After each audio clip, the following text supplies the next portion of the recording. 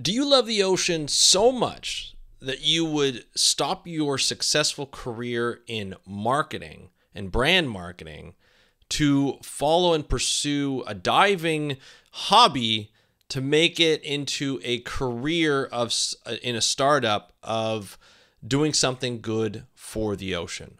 Would you be prepared to do that? Because my guest today, Amanda Horn, not only is prepared to do it, but she is doing it. And she's here to tell us her story of how she quit her job, moved to Indonesia to do a diving certification as a dive master, as well as learn citizen science protocols, and then started a company for women and anyone who shaves their legs without water, to reduce the water use and to reduce the plastic use of the shaver, to go into business to do this stuff. It's an amazing story. I want you to hear it. So let's start the show.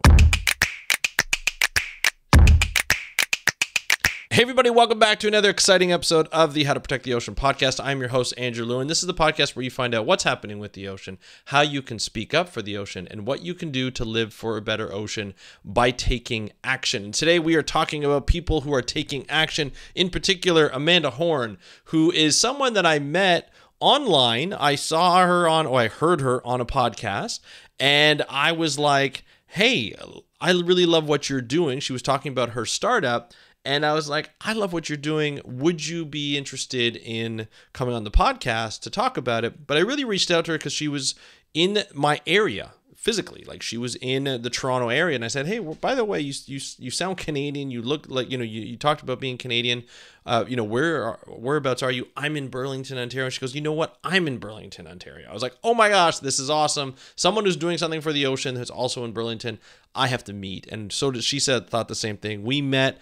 We went for a nice meeting along the lake front, and we talked about her business. We talked about Speak Up for Blue and how to protect the ocean and my business. And we just had so many synergies that I wanted to have her on the podcast to share her story with you, so that maybe it'll inspire you as it does me, to be able to do more for the ocean and to be able to do something and act. Because I know a lot of times when we look at acting for the ocean, it's difficult. There are a lot of obstacles, especially if you're trying to start a business. And so I asked Amanda on to talk about her journey and what led her to starting her own business and sort of the inner workings, just briefly, the inner workings of what she goes through to try and bring about a sustainable business. And she kind of just is very transparent, and she kind of tells everything that she knows and everything that she's been through, the ups and downs. And it's really interesting, and I wanted you to hear it. So with that being said, here is Amanda Horn talking about Lolis, her startup, as well as her story of how she reached her startup. Enjoy, and we'll talk to you after. Hey, Amanda, welcome to the How to Protect the Ocean podcast. Are you ready to talk about sustainability, water, diving, all the wonderful things about the ocean? Always. I'm so happy to be here. Thanks so much for having me. Nice. I am so excited because this is one of the, I think might be the first time I've interviewed someone from Burlington. Even though we're not in the same city right now, but we've met in person before. We've had a great meeting along the waterfront and everything, talking about oceans and sustainability and impact and for-purpose companies. So I'm super excited for this interview. This won't be the last interview, that's for sure. It's the first, but it definitely won't be the last. But we're here to talk about you, Amanda, and sort of your conservation journey that turned into a business. And we're going to talk about that business, Lolis, and what it does and what it's going to do and why you started that all throughout this episode. So it's a really exciting episode. I can't wait to get into it. So before we get into all of that journey, why don't you just let us know, Amanda, who you are and what you do? Yeah, absolutely. The Burlington connection to me is so funny. It's still mind-blowing in some ways. I thought I had to go abroad to find people who love the ocean as much as I did. And now it's like, I've put that out there that I want to find people close to me who feel the same about water and our oceans, our fresh bodies of water, and we just keep attracting each other. So super glad that we're doing this. But yeah, I'm Amanda Horn, so from Burlington, Ontario. Still am living there now. And I'm a lot of things when it comes to that identity question. And I love how the water has really challenged me to continue to think about how I introduce myself. one thing I find is that when I lead with my passions, the most interesting conversations happen. So typically, I would say that I'm a dancer first. I'm a professional scuba diver, and I'm definitely a budding entrepreneur. And so that ultimately brings me here today, and all of that is connected back to water in the ocean. So very excited to be having this or documenting this conversation, I guess. Yes, for sure, we're documenting it. Yeah, it's so interesting too, because when people introduce themselves, you think you have an identity, by your profession or by your passion. I always have the trouble when like people are like, what do you do for a living? And I'm like, well, I get paid to work with a software company that does like Right. public sector budgeting.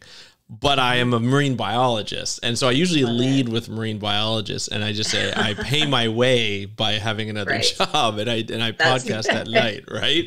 But amazing. so it's interesting to have to like, you kind of have to like segment yourself. And sometimes I'll say it depending on who I speak to, right? I'm sure you're the same way, Mhm. because you have a lot of sort of, it's all one identity, but a lot of contributors to your identity. And you kind of, Exactly. you must hit on a lot of sort of different ones based on who you're talking to and so forth. But I think it's That's interesting when it. people have those 3 or 4 identities that really, you know, sort of characterize them, right? And Mhm. sort of this is what drives me.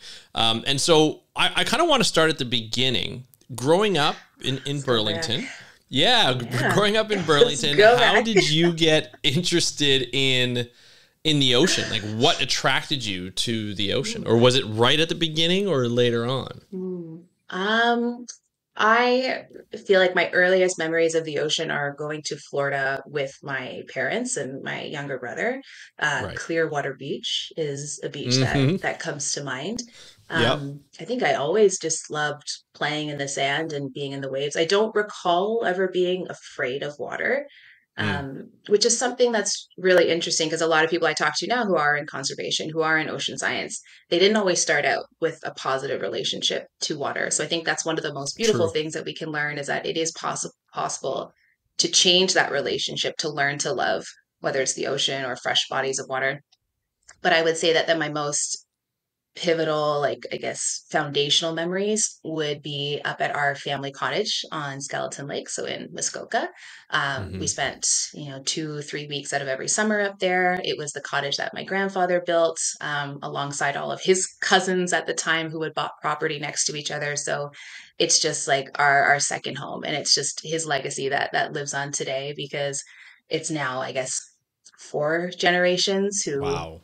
meet up at the lake. That's Yeah, awesome. we're all next to each other. It's kind of like the horns have taken over, which is pretty fun. And I just have such great memories of my dad teaching me about the water and how to read what the water is doing and how to canoe and where to fish and all of these things that, his father and, subsequent Mm-hmm. family members had taught. So I think there's that beautiful connection of like intergenerational like connection around different bodies of water. And I never was someone who played in creeks and liked reptiles and frogs. Those kind of were not my jam. I was okay with fish. Right. Frogs were not so much. Turtles, all other kind of freshwater marine life and fish were okay. Something about frogs and toads just still really don't resonate It with doesn't me. jive with you. Yeah. So anything that's yeah. I'm good with snakes and spiders, which is kind of Really weird. Definitely interesting. not rodents. Yeah, no mice, no rats, no frogs and toads. That's Okay. basically it. That's Anything else I can that's I handle. think that's So pretty I would legitimate. That's pretty say, yeah, legitimate. justified. So Yeah. I would say that yeah, the lake, that was definitely a lot of special times. I'm really happy I'm actually heading up there this weekend and be working Nice. remotely from there for the next couple of weeks. I was in Indonesia last summer, so I missed our summers up Oh in yes. Boca. And it's so much fun now that I have a niece who's almost 4 and getting to watch her experience that and play in the water and teach her all the things that we learned as kids too. So Mm-hmm. it's just a really special place to connect and come back to. And I think that's definitely something that drew me to wanting to make water my life. Now that when I look back on it, it's something that Mm-hmm. was really important, but I never really knew it would become as important as it is to me now. And I'd always wanted to try scuba diving, but you obviously need a buddy. And Yep. so it was something that my dad and I always thought that we might do together. But unfortunately, because he's had so much surgery on his ears, couldn't get cleared by the doctor. You know, there's so many Yeah. issues with being able to equalize and be able to withstand that pressure. Mm-hmm. So in 2016, my ex-boyfriend, his family, they were really big divers. And so that was something that it was perfect timing. We were long distance, so any trips that we were going to take were going to involve scuba diving, and I didn't want to be left Perfect. out. So it was amazing to have done my open water with float and flag. Shout out to our dive shop by myself in Burlington. The checkout dives were less than inspiring because they were Right. in where, oh my goodness, Gulliver's Lake, and Oh, we had okay. to put a Okay. false bottom. It's a little man-made pond, if you will, pitch black in August, and still pretty cold. I remember wearing a hood and thinking, I don't know if I'm going to be able, I don't know if I'm going to like this. I don't know if I'm going to be able to do this. My Yeah. dive buddy was a 12-year-old whose parents were taking him out of school for the upcoming year to go on a liveaboard in Fiji. Wow. He was completely unimpressed with the life that was With the going on below Gulliver's yeah. Lake. And we all assured him, you're going to be just fine. You're going to You can see a pristine lot of things. turquoise blue waters. There's not going Yeah. to be a problem. And yeah, so then for the next couple of years, I had some amazing trips, diving all over Mexico and the Caribbean. Going back on my own to Mexico right before the pandemic was the last dive trip that I took before the Mm-hmm. world shut down. And I was working in the wine and spirits industry all of this time up until I switched from wine over to water. But Yeah. during the pandemic, you know, just being in my apartment by myself and just kind of daydreaming about, oh, when this is all over, where am I going to go? All I want to do is diving. Like that ocean was just calling, I think, like it does for a lot of people when you're landlocked. There's all those memes of divers just putting on their gear and getting into the Oh yeah. bathtub. And that's Yeah. exactly like The envy how I sets was in. exactly like how I was starting to feel. And I had been just, you know, putting together a wish list of where I might go and how can I dive a lot for relatively cheap. And I ended up coming across the concept of ecotourism and citizen science just through a blog post through another great dive travel platform, Zooblue, which is Mm-hmm. I like to call it like the Airbnb of dive experiences almost. Oh, Like you know okay. how challenging it is to book dive Yeah. travel Oh and to yeah. have it consolidated all in one place. You choose your experience, whether it's a live aboard or a resort. You've got family or traveling as a couple. Like they've got great filters within this system. But through them, I'd been following them because they were a startup and they were raising a lot of money during the pandemic. So I was really Mm-hmm. curious about who is this dive travel startup that's raising money while the world is shut down, um, but completely reasonable. One, dive is such a high value traveling like sport or activity. So obviously when restrictions are lifted, a lot of people who have been locked up and have the capacity are definitely want to go. I'm going to go. But their blog was really interesting because that's how I was introduced to the Dive Master and Conservation Training program that I did through the Indo-Ocean Project. So they were talking about the power of using divers like for good for science, making it a little bit more than just something you consider doing on vacation, and how we can actually train better divers to be ocean stewards. And then it was okay, am I going to quit my job and do this 14-week dive master training, assist marine biologists on their research with sharks, mantas, turtles, coral restoration, like so many projects that you get to touch. But I think for me, the question was like, my background's in marketing. I don't have a background in science. Is there room for me in this space? Mm-hmm. Is this going to make sense? Am I going to add any value? And I'm super glad that I was eligible and that I went through with it because I met some pretty incredible people in the 6 months that I spent in Indonesia last year. I was on the island of Nusa Penida, which is about 45 minutes from mainland Bali. Mm-hmm. And I got a ton of dives in. I did my 100th, Yeah. which was a whole experience. Nice. And it got postponed actually originally because I had an ear infection, which was, I Oh guess, inevitable no. with the amount that we were diving. Yeah. But by the time that came around, I think now I have just under 200 dives, and I can't wait Wow. to go back out again. So my dive That's shop's trying to amazing. sell me a dry suit. so I can do some cold water stuff around Canada, but definitely itching to go back to some warm water soon. Oh, I can imagine. I can imagine. Now, I have to ask you a question. Like, I mean, this is it's a great opportunity to go and do like a 6-month sort of internship and be able to do all that. Were you? Did you take like a leave of absence?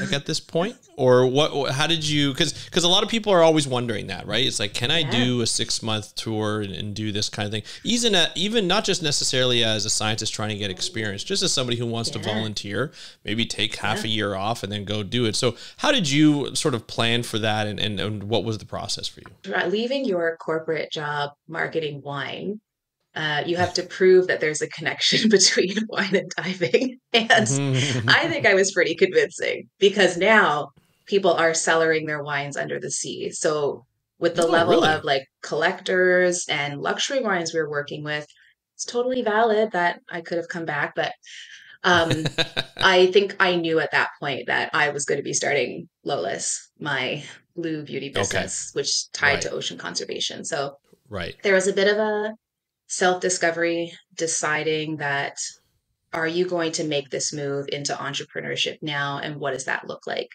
Which throughout the pandemic, I think a lot of people looked themselves in the mirror and asked, what's next? What's it going to look like 5 years from now? Where do I want to be? So I was really asking a lot of big questions. I was working with a career coach, therapist, multiple things that were just trying to help me figure out what I want. And I always come back to like my strengths are in having ideas, leading with creativity. I loved marketing, but was kind of really feeling disconnected from it.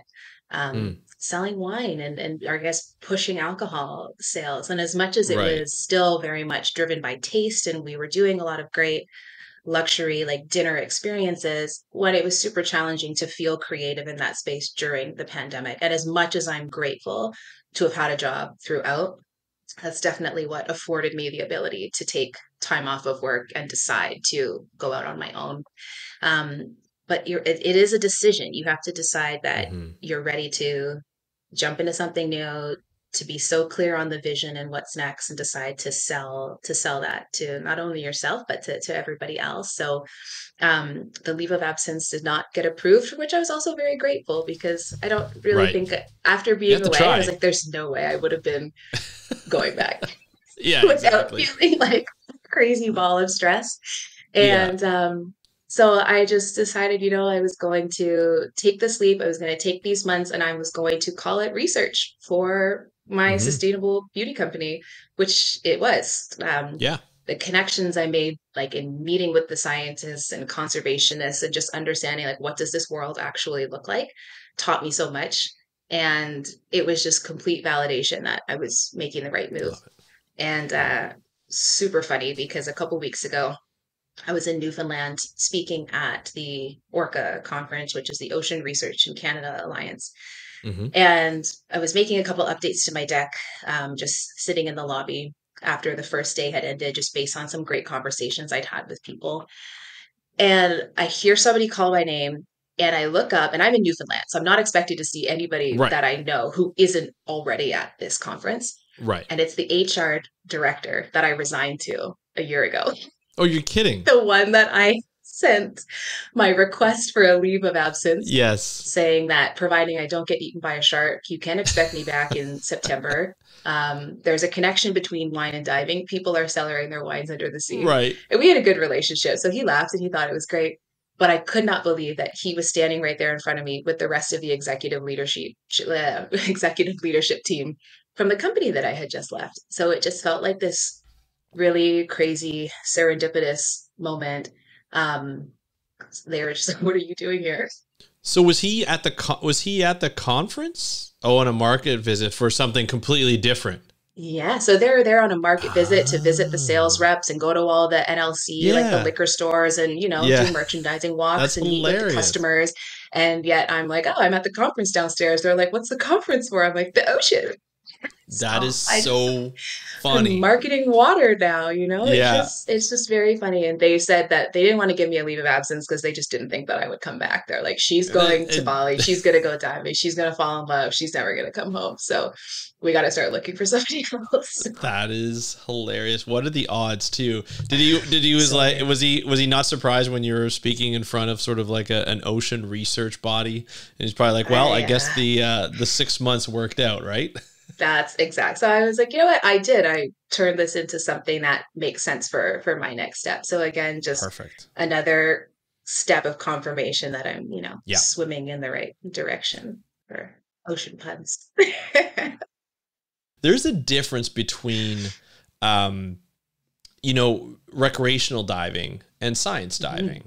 Very. Did you enjoy the science? Like recreational diving is recreational. You pretty much get to Yeah. do what you want, according to Mhm. who you're diving with and the dive master. You can look around. You can just kind of like, you're just someone who's there as a viewer and going through the motions of diving, which is wonderful. Yeah. And it's great. And there's a lot of freedom to it, let's just say. When Mhm. you're doing a scientific expedition, doing science, it's a little Mhm. different. It's a lot different. You have to Very. follow specific Yeah. methodologies. How did you find that transition from recreational diving to scientific diving? Yeah, and they're interesting in different ways. So one, it was like wanting to feel part of a community. Like diving is an identity. It's a lifestyle for a Right. lot of people. So when you do go on these recreational dive trips, um, there's interesting dynamics depending on who's on your boat, where they're traveling from. Everyone's trying to one up each other with their dive experiences. Most of the time, like it's just pretty casual conversation. But there are Yeah. some people who are very like, "Oh, you must go to these places, and I've been here, and how have you not been to this place yet?" Or I have X amount of dives, and I'm like, "Well, your buoyancy is not the greatest, so I wouldn't actually know." So Yeah. it's funny to go from that side to diving with professional divers, and Mm, it just feels much more relaxed. The quality of diving, I learned so much by just observing right. other people. The way that you interact with each other underwater is completely different. And I had my open water going in, but I also had about 60 dives when I Okay. got there. So fairly So experienced at that I was time. pretty comfortable in the water, but it had been a while. I hadn't been diving since 2019 in November.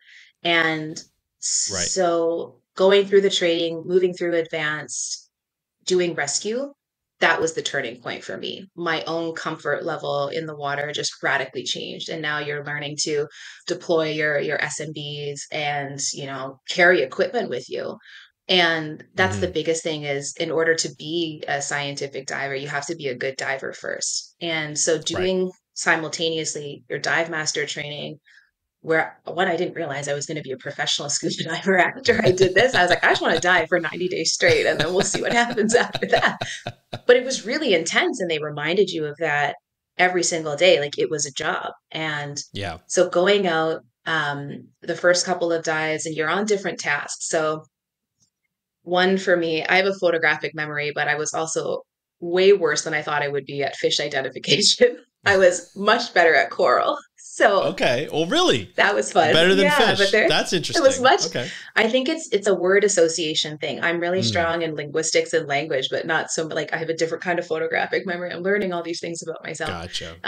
So being able to come up with those word associations was a lot of fun and resonated more than the fish did.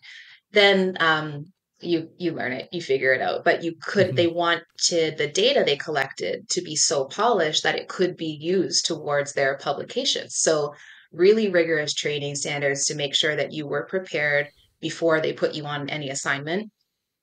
So the one that I struggled with the most was before I felt that level of comfort after rescue and actually guiding dives myself were the BRUV, so the baited remote Yeah. underwater video. So we would bring this whole structure down in parts. Everybody had their role. And some people were responsible for bringing the bait. The other one was carrying Hmm. the structure itself. And then there were like lift bags and weight belts and all of these different pieces. And diving in Nusa Penida, the conditions were pretty challenging. A lot of currents that just come out of nowhere, all different directions. So it's always fun dealing with that.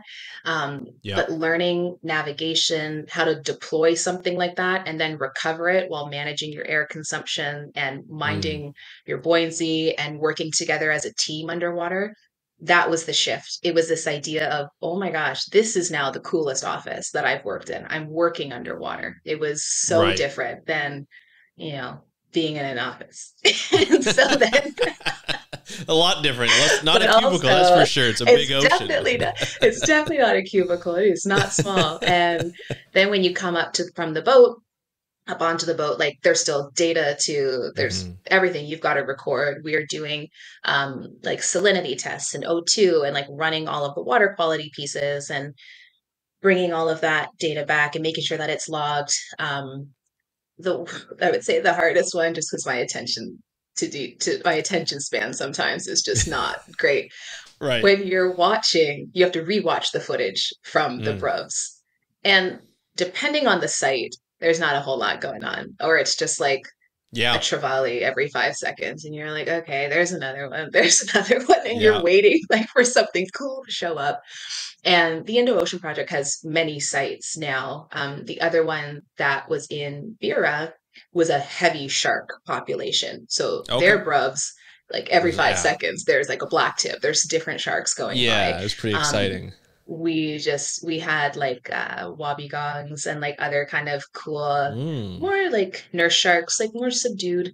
Hmm. I saw dolphins on my last dive. That's how like they know. Nice. And it was mola season when I was there as well. Oh So seeing yeah. the big molas come by, the sunfish were very neat. So yeah, learned a Such lot. diversity. I It's like I amazing. said, it's that I feel comfortable enough now to like save myself Yeah. underwater and then also help somebody else, which is really neat. And it's totally different, like that dive master brain versus the research and like science brain. So I'm so happy now I have an understanding of the level Hmm. of detail and what goes into that because I really hadn't done any science experiments, let's say, like Right. aside from cosmetic formulation, which is not me. Right. But it felt like I was like, oh, hey, I'm going back to like high school and, putting together our hypothesis and the problems of what we're expecting to see. And it was fun. Like for me, I'm such a creative and trying to manage that Hmm. chaos that happens in your brain when you constantly have ideas. But by learning to structure those has helped me so much. So it was actually really helpful to have Hmm. that structure to learn other methodologies and from other disciplines and to also feel like they respected me as a marketer and knew that Yeah. science needs better communication. So now if we have marketers and these, bad marketers involved who are not going to put a spin on everything, but they're actually going to come in, get close to the issue, get close to the problem, and understand what it is that we're trying to Yeah. achieve. What is this science that we need to be able to move forward and protect the ocean? And how are we going to put that out to people who are actually going to care about it? Because it is pretty scary. You've got to learn to Oh, to 100%. humanize it and personalize that Yeah. content. And so there's a lot to be said for rebranding the ocean and what is a proper marketing strategy, but like a data driven one. So that's where I Yes. felt this great synergy between what I had set out to do that I didn't know I was going to find. And then Hmm. it just ended up coming together. Yeah, and also knowing how to use that data where it'll be interesting to the people. When we talk about Exactly. marine conservation, a lot of the times we're talking about managing people. It doesn't matter where they're from, Yes. it's managing people. And we scientists tend to speak to the brain. And it's just Hmm. data, data, data, data, data. Like, I don't understand why you Yeah. don't understand this. And people are like, I just don't care. Like, why I should I forget. care about this? Right? Like, like what's the big deal? Like, who cares about this kind of stuff? And I think it's frustrating for scientists to be able to speak one way and then not get the reception that we're looking for. But I Right. think a lot of times we go towards the scary instead of going Mhm. towards the, hey, this is important to you. Maybe you should, Yeah. maybe we could think about this. And I think and to be honest, Mhm. that's why marketers and people with a business acumen are so important for marine Mhm. conservation. So with that Yeah. said, like that experience that you had throughout in Indonesia throughout those 6 months, Mhm. you got your dive master certification. So going in as an Mhm. open water and then, doing Yeah. dive master certification is pretty remarkable. That's big. Yeah, it's huge. It's huge. Congratulations on that. But you were Thank also you. thinking, like, as you're trying to, juggle the different projects that you're working on and learning the new procedures and, trying to figure all that out while diving and pretty, like you said, sometimes the conditions were pretty, not, I would maybe sometimes choppy, but also currents driving you everywhere, and you're dealing with big animals, and you still have to be careful and to be aware of your surroundings and so forth. Yeah. And then on the side or in your head, you're developing, a business, to do. You mentioned you had an idea for a business before you Yeah. left for the trip. How did the trip inspire you to continue with that? Because like you said, you get a lot of ideas in your head. What made this one fly? And first of all, maybe talk about what the idea was before you left. Sure. And then maybe how that Yeah. evolved when you were there in the 6 months. Absolutely. So, I have had this well, okay. So on the train of what we were just talking about in how do we get people to connect to something that either one, they're afraid of, they don't understand, they just don't care about, they don't Right. see it. So I started to play with this idea of, I'm obsessed with scuba diving. I just want to leave. This pandemic needs to end so I can go diving. How do I get back to the ocean? And this idea came back to me that I had probably had like 7 years prior. And it was an Mhm. idea for a shave gel that I didn't need to rinse off because I'm extremely lazy when it comes to shaving. I'm always running out the door and realizing I forgot or I missed a spot, which a lot of people, as I started to talk about it, they've really resonated with them too. Hmm. But 7 years ago, or whenever I initially had that idea, the positioning just never really made sense. Like, why would anybody choose to shave outside of the shower? We've been trained Mhm. from the time that you start growing hair on your body. Your older sister takes you to the drugstore. She's like, here's your shaving cream, and here's your plastic disposable razor, and this is what you're going to do. Right. And nobody had really tried to disrupt that. There wasn't really a need to, other than when you're traveling and you want something a little bit more convenient. So Mhm. definitely wasn't thinking about it at that depth back then. But this is my whole life now, thinking about people's body hair removal. So now and how it So now connects it's to on the the front of your ocean. mind. Yeah. So the idea came back to me because water had become so important in my life again. I was like thinking about how do I leave wine? What industry would I jump to now? Like, I'm really good at marketing. I love brand marketing and trade marketing. I love product marketing and building strategic partnerships. Maybe I look at making the jump over to CPG. Like, people are really promiscuous in Mhm. our industry. They hop around different things from time to time all the time. Yep. And so I thought, oh, look for a water brand. I've been cold plunging. It's radically improving my mental health. I feel more creative and connected. Let me look at what's going on with water. Yeah. But I felt like that was at the time, or at least the brands that I was looking at, still being bottled in plastic. Sustainability messaging was just really chocked full of greenwashing. And I Mhm. had realized that I was having my, what I like to call a sustainability awakening. Hmm. Because when I go diving and I see more plastic than fish in the ocean, I get upset.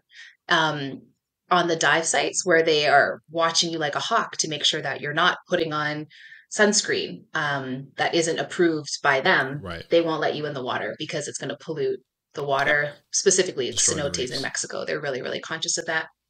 So it was kind of like this whirlwind of all these things coming together, and me still being very lazy about shaving was just like, oh, like if you're going to pick an idea, like pick this waterless shave gel and use it to as a platform to talk about water conservation, ocean conservation, and teach people that no matter where in the world they are, that our everyday actions are ultimately impacting the ocean. So, you at home in Burlington, even though you can't Mhm. see the ocean from where we are, but still the products that you put on your body, whatever you goes on you, through you, like ends up down the drain. And, we hope that water systems are filtering it out. But when it comes to plastic and packaging and just looking at the beauty industry as a whole, the scarcity of our freshwater resources, it's not Yeah. something we really think about that much here in Canada because we have the Great Lakes, we have Yeah. fairly regular access. Not everybody, of course. There are a lot of people who still don't, but for those of us Mhm. who take that resource for granted,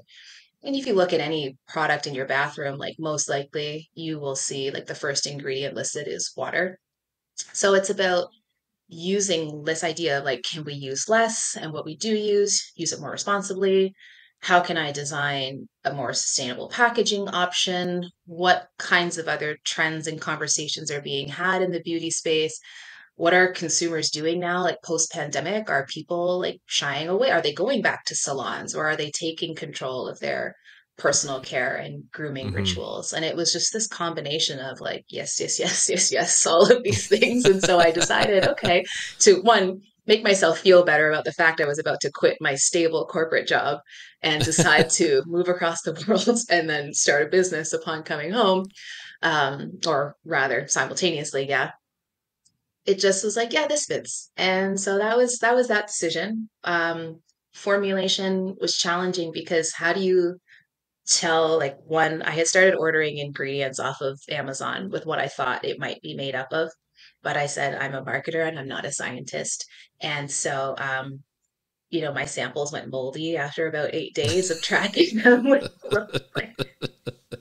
the system I set up to watch them progress. And Yep. I was like, you know what? Do what you do best, which is the storytelling and the branding, and find a lab who can formulate anhydrous formulas or no rinse stuff for you. So Yep. wanted knew that I wanted to leave out fresh water from the formulation. So finding an alternative, and this idea of, are we actually trying to now design a better shave? Like, how can we convince people that shaving outside of the shower is a better shave for your Right. skin, but also for the planet? And so that's a really consistent recurring theme in all of our messaging and branding that's going to start coming out.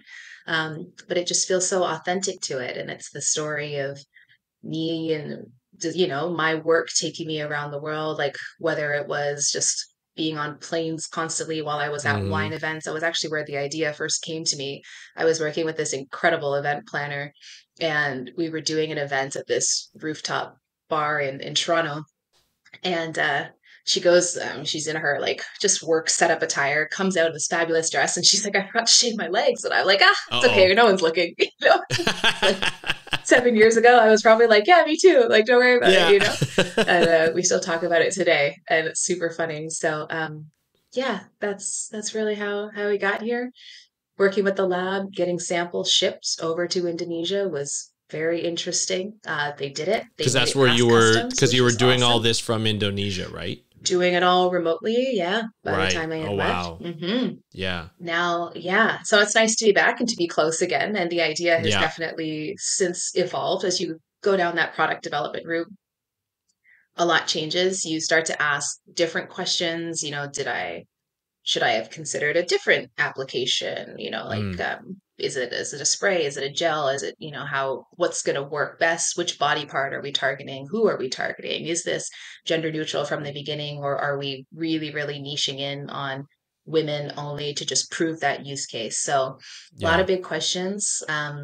But yeah, we're just finishing up the first, or I guess the biggest piece of product development here, products in the last couple of weeks of stability testing, just making sure that it Yep. interacts well with the packaging, that we can maintain the shelf life, and that when you are traveling with it in your beach bag, it's going to withstand high temperatures, or maybe you're on an Mm-hmm. Arctic expedition. I don't know, researching, I don't know, something up there, and Sounds you like you're want to gonna bring have it like with you a too. So sounds like you're gonna have like an exclusive deal with National Geographic Explorers or something, right? oh, let's put that into the universe. I was like going for NASA and like deep. Yeah. I was like, Hey, oh, like outer space and deep sea exploration. You there guys you don't have go. access to water, no rinse Yep. products make sense. So, but I love this idea of being able to tell the stories of not only Mm, like women whose work of is saving course. the world and science and sustainability is taking them around the world, and as well. But I just find it ironic that when I started asking divers, like, what do you shave with while you're on these 2-year expeditions or you're in remote locations? They're saving the ocean, but they're still using disposable plastic razors because Yep. that's what they can get Because access that's to. what they can get access So to. it's Yeah. like teaching people you can upgrade to like a forever sustainable aluminum safety razor. We'll equip you with the blades, and then we've Yep. got our no rinse products as well. So yeah.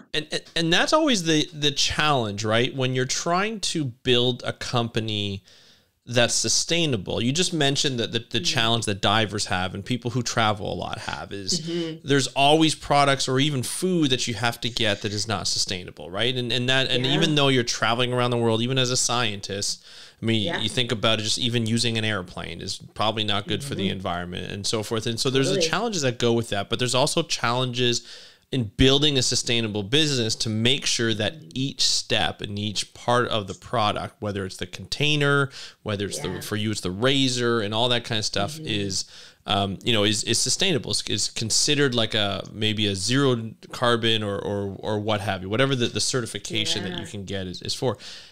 Was that a difficult process for you to find all the pieces to be able to put that all together? Yes. Really, just leave it right there. Short answer, Yeah. absolutely yes. Short Yes. answer. Still fighting like every day to find better. And that fear of, okay, if you go back to your initial vision down on paper to be circular from day one or Hmm. design for that, you can't really take shortcuts. And as Mm, much as you want to be like, just get it out, put it in something that people can at least test the product, it just feels like it's completely undermining like the whole purpose of the business.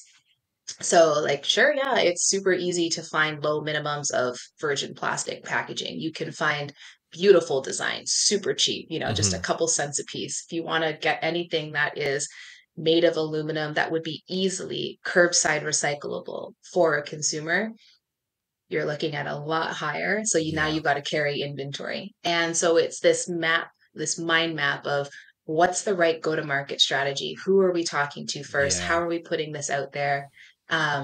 Yeah, that's just like a constant spiral. And one day I think I've made the right decision. And then the next I'm completely blowing that up and thinking of something else. So the biggest thing was It's a I wanted to frustrating make sure process, that I'm I was sure. doing enough research. Yeah. I wanted to make sure that I was doing enough research myself, but then also talking to people who know a lot better than I do. So actively looking for people who have experience in sustainable product development, who know about what other options are available, like when it comes Mm, to circular materials. And I could share the entire database of like, is it glass versus plastic versus yeah. compostable? What does actually compostable, biodegradable even mean these days? Because ultimately everything does biodegrade, but it might be, 100 years from now, it's not going to compost in a home compost environment. So it's got Right. to be industrial. So maybe that's not even a great option. Right. Glass is heavy. It breaks. If I'm targeting travelers or I'm putting it in bathrooms, I don't want to invite any like safety issues or Hmm. liabilities in that way. Yeah. Um, the idea I originally, when I came up with it, I thought, oh, focus on ocean bound plastic. I had just been connected with Tide and a lot of other companies that were specifically designed to upcycle products from the plastic, the nets, um, bottles, anything that they're finding in the Yep. oceans, because ultimately, like a lot of the plastic that ends up in the ocean is carried through the freshwater riverways. So everything really is connected. And I thought that was an Hmm. interesting story because if we've already created all of this plastic, as long as I'm not creating anything new, we're giving the plastic that currently exists on the planet a purpose rather than incinerating it, let's say. um, that could also be a good way to fit into that story. But again, ocean bound plastic, finding high amounts of post consumer recycled anything is also considered a sustainable material, which again invites, as much as I want to be optimistic, 20,000 units of packaging when you're just starting out without having anybody try your product is very ambitious. So And trying to be stressful. smart. Yeah, it's been extremely challenging and but a rewarding challenge. Like when, Hmm. because I do feel like making strides and I think I'm finally happy with where the strategy is at. The product that we have, there have been several iterations of that as well.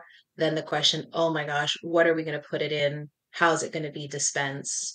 Yep. Is anything at all contradicting any of what I put out in any of my Right. marketing and storytelling? And um, yeah, it's just knowing that you just do the best you can until Hmm. there is a better option. So always keeping a pulse on who's innovating in what space and wanting to actually like spearhead some of that Yeah. innovation in the future as well. Like there's just so many amazing things being done with seaweeds and other biomaterials to replace plastic.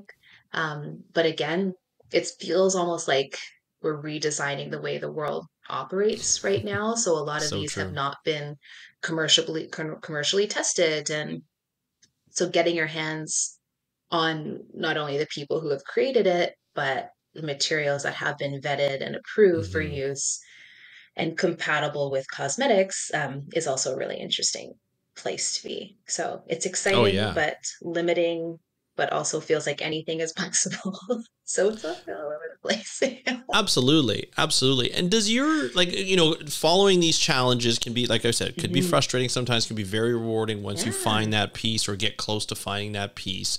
Um, Hmm.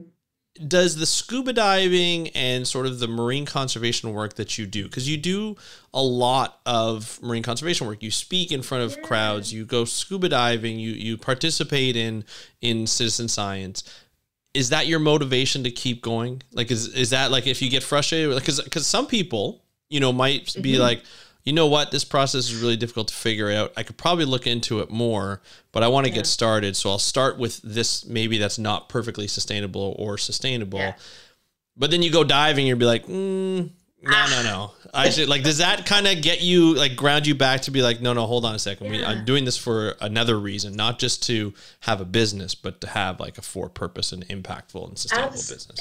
Absolutely. So that whole idea of what does making an impact mean, and being frustrated with a lot of brands I've worked with in the past who are like, we're sustainable, and like, okay, like you can't do everything all at once. Like, Right. absolutely not. You do Right. have, as long as you're showing that you have goals and targets and you're actively, consciously moving towards those, I think that that also speaks volumes.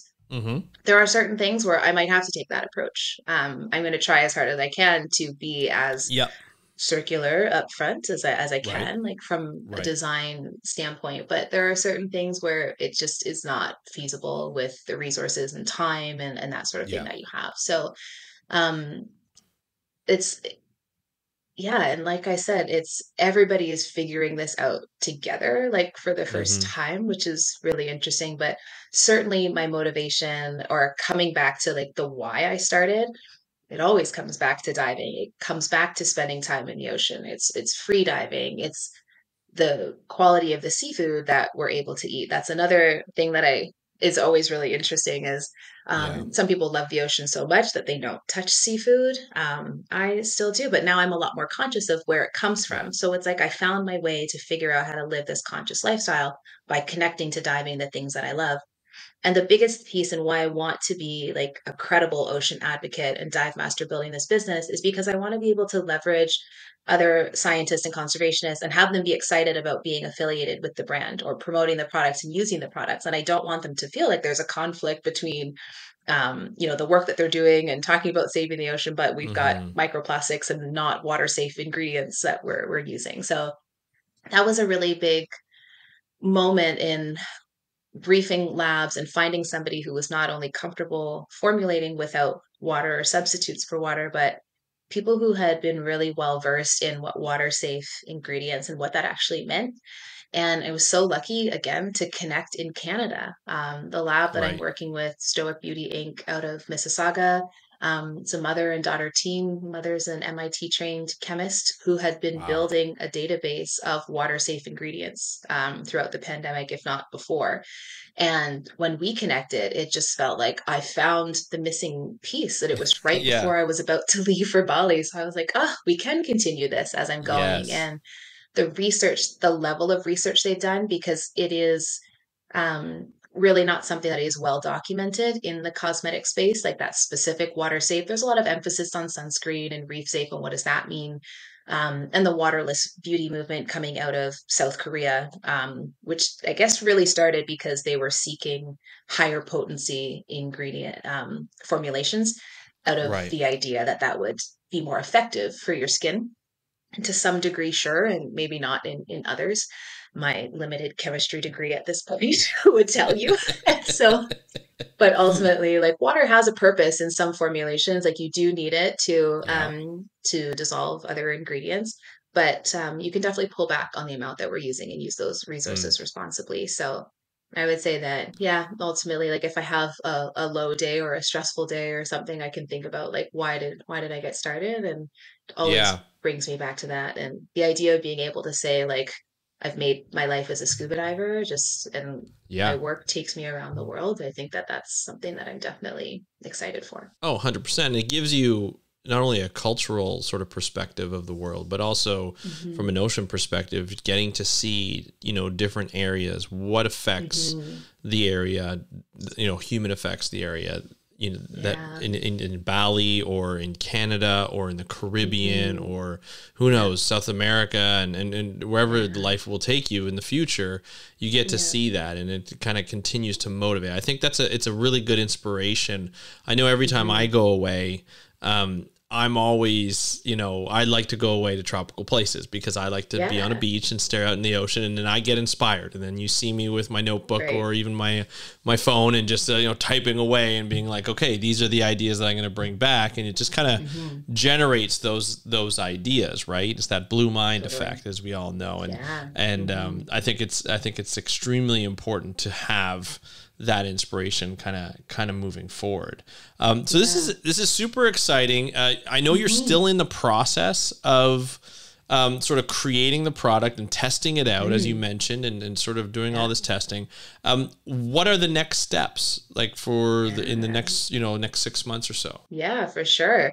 Oh, there was something you just said there. Oh, really quickly. When you're talking about Yes. diving in different places, people who haven't been under the surface don't realize that you can Mm, tell where you are underwater based on what you're seeing. Like the marine life, the biodiversity, the different kinds of coral, the right. colors are Mm-hmm. completely different. And I really realized that because I had been diving mostly in like North America and in Mexico. And then when I was now like on the Indian Ocean, it was completely different and Yeah. in great ways. And I'm used to seeing a Yeah. lot of big marine life like in Mexico.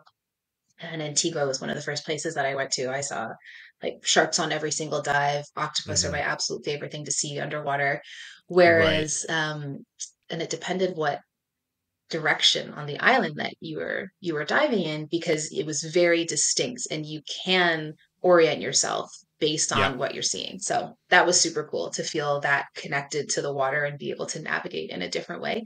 So that's really neat.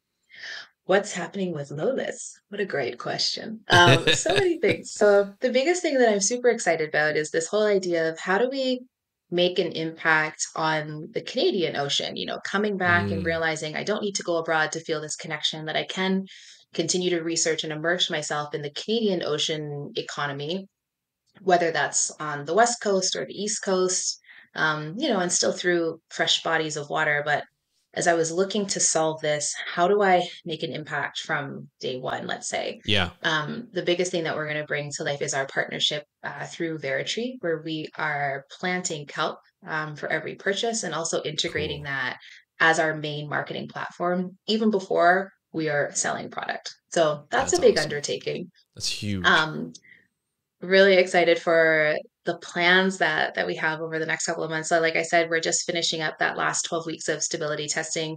Want to make sure that we're sampling and making any changes to the formula that we might not have considered. I've tested with a couple of friends and people have different levels of sensitivity when it comes to skin and other things. And so far, nothing glaring. So I definitely just want Yeah. to have Right. more data coming in just to make sure that we've got an overall good first to market experience.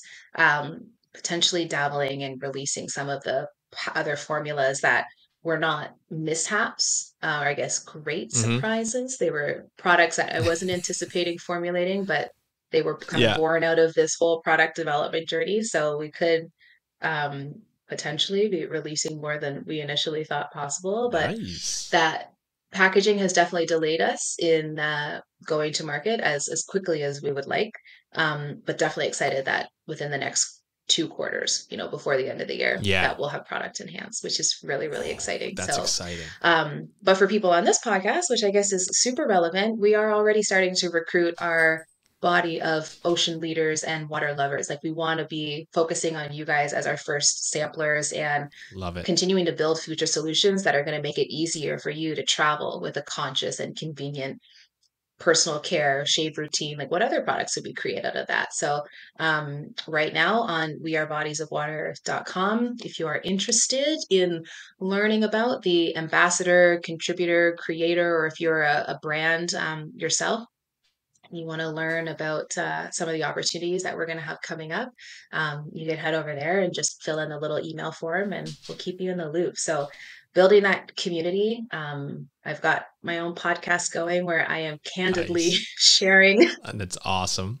all of Yeah. my little founder diaries and documenting these little pieces, but also talking to water enthusiasts and the people that I've met Yes. along this decision to launch this company. So a lot of things happening at once, but just yeah, continuing to move forward. I'm at a pitch competition tomorrow, so this is quite lovely to be Hey. able to just not be succinct when talking about the parts of the business that I like to talk Yeah. about, because getting to talk about the diving and that inspiration behind it, it doesn't really fit into a 5 minute pitch and a Right. 5 minute Q&A. It's very much focused on, okay, yeah, you get one slide on the inspiration and that is definitely carried throughout, but it's more on the financials and the forecasts and your strategy. Yeah. So this is putting me More of at ease for yeah, that. So thank you. more of the we're looking for investors type pitch, and so That's we it. have to focus on the back end and not the sort of the it's kind of interesting Absolutely. too. You know, I've always looked at you know, in sort of my journey trying to buy products that are more Mhm. sustainable,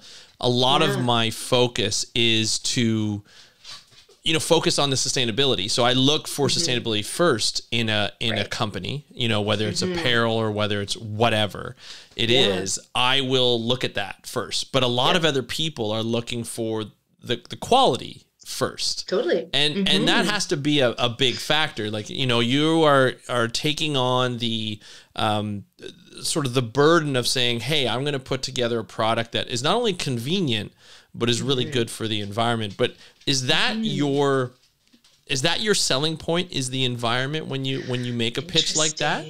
Interesting. Because a lot of Yeah. people are like, well, where's the value come from in terms of the product, how it's going to work? Is it obviously the Yeah. safety and the convenience and everything like that goes Hmm. into it? Because I feel like a lot of like it's nice to have a company where you're like, these are my values, Yeah. sustainability, inclusion, Hmm. equity, and all that kind of stuff goes into it. You're like, oh, I Yeah. feel good about buying from this company. But when Exactly. it comes down to it, like a pitch like this, you're probably focusing more on the product itself and how it's Yeah. convenient and safe and all that kind of stuff, right? Exactly. It's yeah, it's just like this constant balance of, okay, you're gonna want to try it because it sounds convenient for you. And trying to debunk this whole idea that living sustainably is really cumbersome or inconvenient is a whole other thing. So it's like, let's focus on people who already understand the value of living more consciously, more sustainably minded. So you're Hmm. going to try it because it's convenient. Hopefully, you love how it performs, which is going to make you want to buy it again.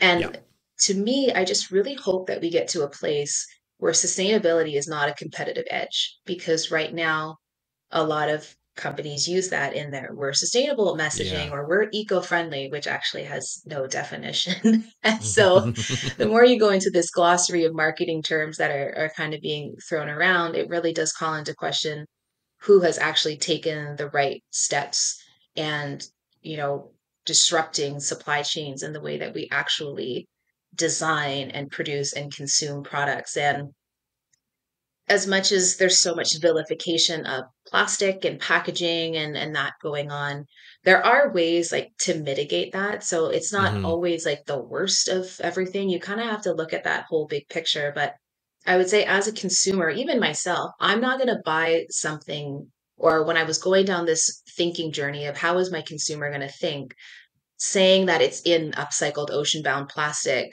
is not going to sell them unless the experience Hmm. of the product is that great. So you Right. have to be product first because people are Yeah. being a lot more conscious on the money that they are spending.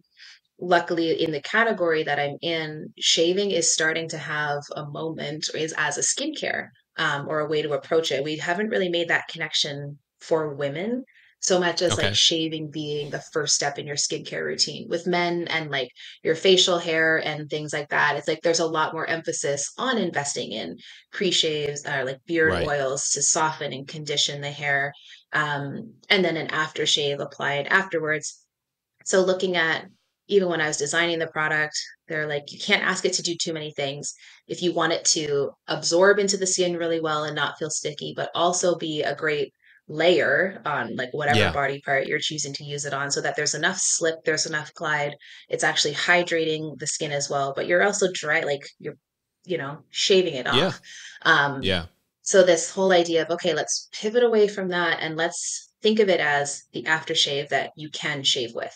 Hmm. So, or remove, whether you're just grooming in general and you want to look at doing things like reducing, ingrown hairs, soothing razor burn, like making sure you're not feeling any dryness or irritation or any of those nasty skin things that typically Right. happen if you are rushing around and shaving really quickly, or not using a high quality blade, or you're pressing too hard. And what I found is there's also just, who taught you how to shave is really interesting Yeah. because Yeah. a lot of people complain about, oh, this shaving cream gave me X. And I'm like, no, that's a user error. Like, you're not holding your razor right.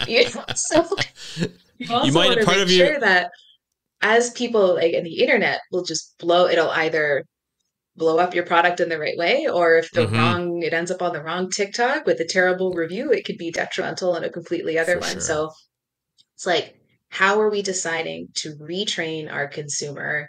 Who is that person? What are they typically used to Hmm. doing? What tool are they using? Because as much as we want to say gold standard is use a terrifying looking sustainable safety razor with a replaceable blade.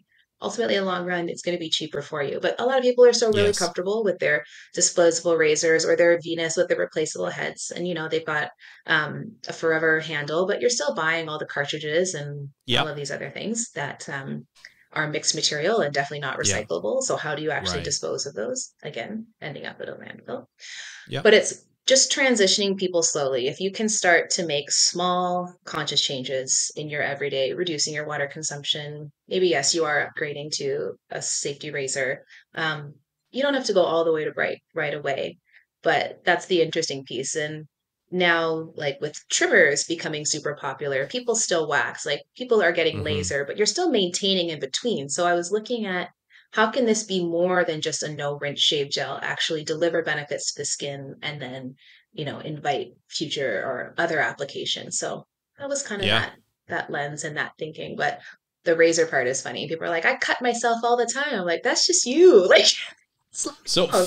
funny story. I was at a conference for like startups and things like that, and Yeah. Seth Rogen was there. You know, the Canadian actor Yeah. Seth Yeah. Rogen, Yep. Hmm. and he came out with.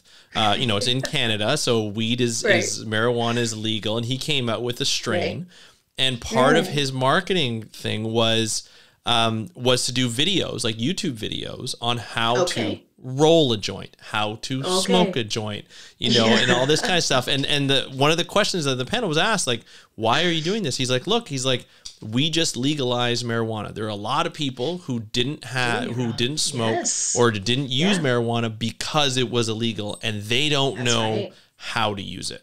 So we That's so decided to smart. like, here's the etiquette, and here is how you do it Yeah. with the people who've been doing it for a long time That's so illegally, and now we funny. know what to do. And I thought that Yeah. was, really, it's, people, like, a lot of people know how to smoke a joint, or a lot of Yeah. people Yeah. know how to Yeah. do all Hmm. that. And same with shaving your legs. I'm sure there are a lot of Right. women who have been taught by their parents or their sisters or Hmm. whoever, Right. but they don't do it right, or Hmm. they've gone some sort of way where they're cutting themselves, or Yeah. and so it's interesting to see, like, if you, like, what that plan will be for you, for Lolis Yeah. to Yeah. come out and be like, hey, this is how you shave, or this is how you That's do it. it.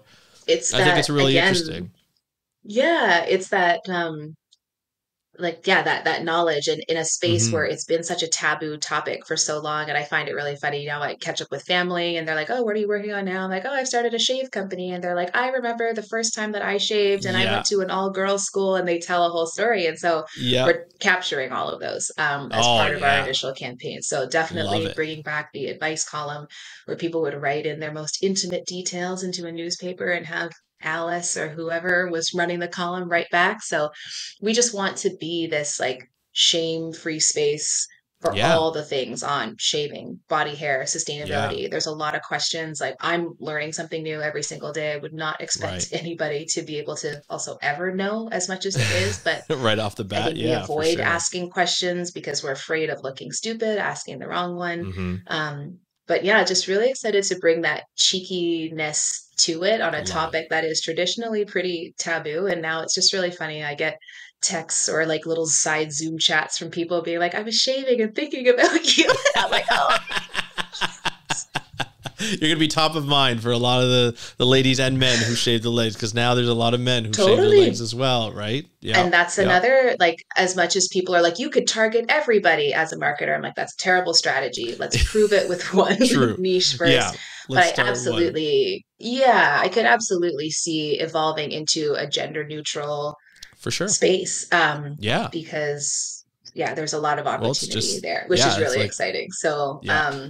if I get a lot of questions from men, can I use this on my face? Can I use this in other places? And Mm-hmm. I'm like, we designed it specifically for legs, larger surface areas right now, but by all means, throw your name Yeah. into any of the applications for like sample requests and that, because I would love to start having those Right. conversations and seeing like, what does your skin type do? Because it's not about marketing shaving to men versus women. It's Mm-hmm. about the type of hair, where it grows on your body, and the Yeah. sensitivityness of your Yep. skin. And if you're somebody that is really prone to ingrown hairs, you've got super curly like coils, or you've got really fine straight hair, like waxing doesn't work for you because the hair Right. doesn't get pulled out of the root. So you most likely are opting for shaving, or depends on the color of and the contrast between your skin and the color of your hair. Because if laser can't pick it up, then laser's out. A lot of people, when I Ah, first never thought started, of were that. like, why are you bothering? Nobody shaves anymore. And I'm like, actually, the data would say otherwise. It's Yeah. like that is still very much 100%. the primary method of hair Yep. removal. And I think one of the things that contributed to that was the rise of these direct to consumer refillable razor subscriptions. So, For like things sure. like Dollar Shave Club, there's a lot designed specifically for women. So I'm really interested to see how a lot of them are going to pivot given the emphasis and the focus on the unsustainability of the razor Yes. and shaving industry. Yep. So that will be interesting. But again, for us, it's like opportunities to align with other tools and Mm-hmm. estheticians or spas and hotels. Like there's all kinds of different ways Yeah. for us to kind of I be love out it. there. So I think it's yeah, gonna. it's exciting. I think it's gonna be super successful. I mean, it's just even Thank from the you. convenience standpoint, right off the bat, and everything you're considering. You've obviously done more than what was required for your homework, and I appreciate you coming on, Amanda, and That was explaining all this great. to us. And obviously the sustainability aspect is hugely important to not only Mhm. myself but the members of the audience here for how to protect the ocean. And we appreciate all the Yeah. work you've put in, and the research and the money and the time to be able to do this. It's a huge value added to the industry and to Thank ocean you. sustainability in general. So we appreciate you being on, and we'd love to have you back on Yay. when you officially launch your products to be purchased, and we'll definitely have you Definitely. back on to celebrate, and Yeah. maybe we can do like run a little bit of a contest for people in the audience to give them 100%. some samples. I think that would be kind of fun. So Absolutely. yeah, That that'd sounds be fun. great. Yes, for Awesome. sure. Well, thank you again, Amanda. We really appreciate it, and we look forward to having you back on. Awesome. Thanks so much, Andrew. Thank you, Amanda, for joining us on the How to Protect the Ocean podcast. It was great to have you on. Obviously, we're going to have her on again. Amanda and I have this great chemistry. I think both entrepreneurs, both people who want to help with the ocean, and I think it reflects in the interviews. It was a natural interview. She's just so good at speaking and telling her story. I love it. We have a great time together. She's good. She's going to become a good friend of the podcast. I can feel it. And so it's always great to be able to have guests like that on and just talk about her story. Her story is compelling. Imagine you have this wonderful, brand marketing experience and lifestyle and job. And then all of a sudden you're like, you know what? No, I want to do something more. I want to do something for the ocean. So I'm going to go ahead and do that and take sort of like a 6 month sabbatical, do intense diving to become a dive master, which is not easy to do. Learn sort of the methodologies of citizen science as a scuba diver while learning to scuba dive. And then moving on towards that and coming back and starting something. Obviously, she has the skill set, the intelligence, the drive, the motivation to be able to have a startup and a successful one. And now she's almost at that point where she's about to release her product. So we're going to follow her for sure. We're definitely going to promote it when when it is released. But go to her website. It is in the show notes. Check it out. Follow her on social, Instagram. We'll put all the links in there that she's provided us to make sure that you follow her so that when her products do come out, give it a try. Tell her how you feel about it. I think it would be a great thing to help someone who's trying to help the ocean through business. I think that's really important. I think innovation is where we are going to excel, and we need a lot of innovation and more of it. And Amanda is definitely an example of that. So we want to see her supported as much as possible. Again, thank you, Amanda, for coming on the podcast. We really appreciate it. If you want to talk about your conservation story, please go to the show notes and click that Calendly link to book an episode or book an interview. I would love to hear your fascinating conservation story. It doesn't have to be a startup. It doesn't have to be that you're a scientist. It doesn't have to say that you've done something absolutely amazing that not a lot of people can do. I want to hear your conservation story. I want to hear your struggles. I want to hear your successes. You could be a business person. You could be a banker. You could be, a therapist. You could be whatever you'd like to be. It doesn't have to do with your job, just to be your conservation journey and how you're going about it. I'd love to hear it, to share it with the audience and inspire more people to become, action figures or action heroes for the ocean. I think that's really important. So I'd love to hear your conservation story, just like you hear mine every episode. And that's it. So go to the show notes, click the link. Love to hear from you. And if you want to actually get in contact with me right away, you can just DM me on Instagram at How to Protect the Ocean. That's at How to Protect the Ocean, all one word. Thank you again, Amanda, for joining us. Thank you for the audience member, you who is listening to this podcast each and every time I publish an episode. Really appreciate your support and sharing the episode with people when you find, hey, you know what? So-and-so will really enjoy this episode and this podcast. Love for you to share that. Anyway, thank you so much for joining us on this episode of How to Protect the Ocean. I'm your host, Andrew Lewin. Have a great day. We'll talk to you next time, and happy conservation.